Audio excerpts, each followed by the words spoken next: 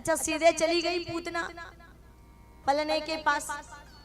जैसे ही गई नंद रानी कहती है आओ बहना कहाँ से आई हो। नंद रानी को लगा कोई रोहिणी मैया की सहेली होगी, रोहिणी मैया को लगा और कोई नंद रानी की सहेली होगी, क्योंकि ऐसी गोपी हमने कभी देखी नहीं, इतनी सुंदर गोपी। अरे आओ बहना कहाँ से आई हो, बड़े भाव से नंद रानी कहती है। तो पूतना कहती है कि आपके घर लाला भयो, या बात सुनकर हम भी लाला के दर्शन को आई हैं।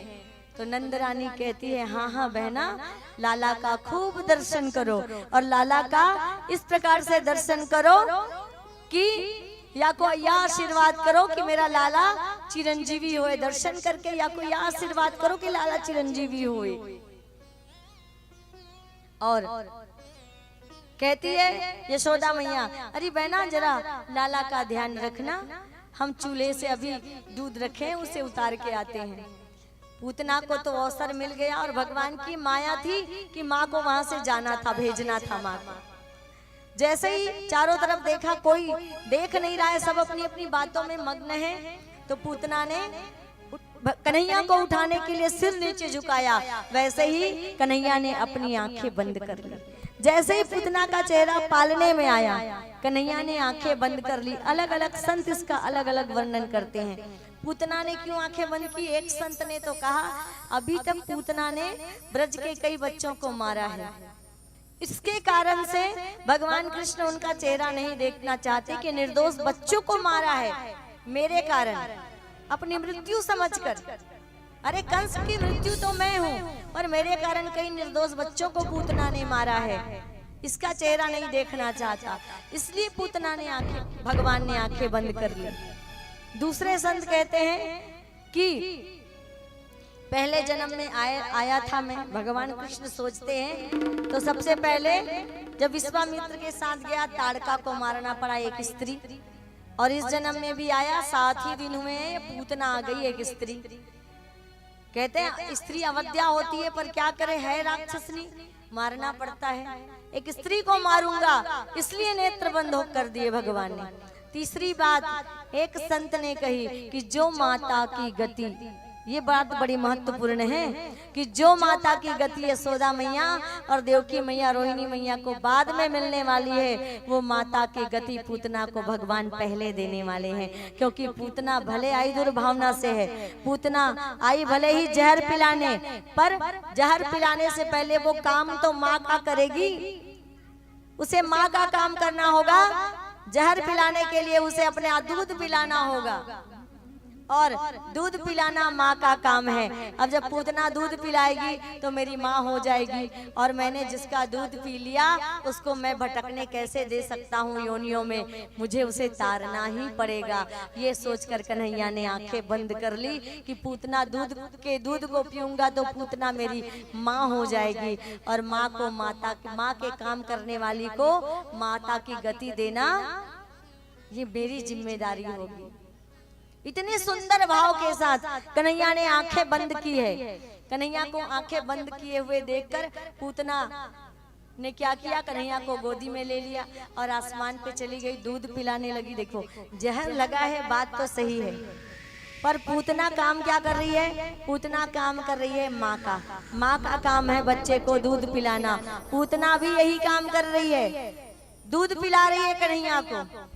लेकिन जब कन्हैया ने दूध पीना शुरू किया, एक आश्चर्य हुआ कि समय अधिक हो गया, 5 से 10 मिनट हो गया। विष का असर कन्हैया के शरीर पर नहीं हो रहा है, क्योंकि अब तक दूसरे बालकों को जब पूतना ने दूध पिलाया था सभी बालकों का पल भर में प्राणांत हो गया था, पर 10 मिनट हो गया, कन्हैया को तो विष का प्रभाव ही नहीं पड़ा। वो तो मुस्कुराते जा रहे हैं, दूध पीते जा रहे हैं। दूसरी बात ये हुई कि पूतना को लगा कि कोई उसका रक्त चूस रहा है, वो कमजोर हो रही है और वो निर्बल हो रही है, उसकी शक्ति घट रही है। अब घबराई पूतना कि ये मुझे क्या हो रहा है, मुझे क्यों धीरे धीरे असहज महसूस हो रहा है, क्यों ऐसा लग रहा है कि मेरी शक्ति छीन हो रही है। जोर से झटकारते हुए कहा, अरे ओ लाला कि 7 दिन का भूखा है क्या, माँ ने तुम्हें कभी 7 दिन तक एक भी दिन दूध नहीं पिलाया? अब छोड़ भी दे लाला, कितना दूध पिएगा। 7 दिन के कन्हैया ने अब तक दूध पीते समय भी पूतना को नहीं देखा था। अब जब पूतना बोली अरे छोड़ भी दे लाला, कितना दूध पिएगा, तब कन्हैया ने पूतना की तरफ देखा और मुस्कुरा के बोले, पूतना मौसी मोके तो पकड़बो ही आवे, छोड़बो तो मैं जानो ही ना। मुझे पकड़ना आता है, छोड़ना नहीं जानता, और एक बार जिसको पकड़ लेता हूँ फिर छोड़ता नहीं। अच्छा कन्हैया किसी को पकड़ ले और उसको छोड़े ना, वो डूबेगा कि उबर जाएगा? कन्हैया ने जिसको पकड़ लिया हो वो डूब जाएगा कि उबर जाएगा? प्रभु राम जब नल नील को पत्थर फेंकते देख रहे थे तो किनारे में खड़े होकर सोच रहे थे, मैं अगर पत्थर फेंकूं तो मेरे पत्थर तैरेंगे कि डूबेंगे? और चुपके से पत्थर उठाकर फेंकने लगे, और पत्थर उठाकर जब समुद्र में डाला तो देखा पत्थर सीधे नीचे तली पे जाके बैठ गया। और इसे देख लिया हनुमान जी ने, और हनुमान जी को देखते देखा तो बड़े उदास हो गए। प्रभु राम मैं तो ट्राई कर रहा था, पत्थर तैरता है मेरे हाथ का कि डूबता है।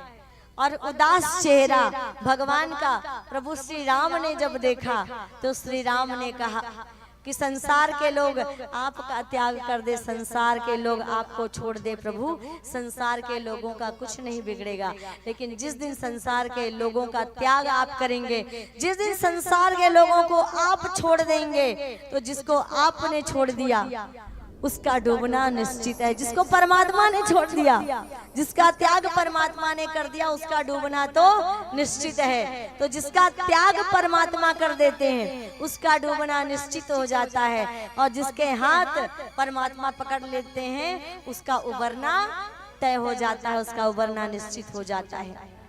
दूध पिया और दूध के साथ पूतना के प्राणों को भी खींच लिया। पूतना का प्राणांत हुआ और पूतना धरती पर गिरी तो बहुत लंबा चौड़ा भयंकर पूतना का शरीर, बड़े जोर से गर्जना हुई। जब पूतना का शरीर गिरा सारे लोग दौड़ कर आए तो देखा कि पूतना मरी पड़ी है, और पूतना के वक्ष स्थल पर 7 दिन के कन्हैया खेल रहे हैं।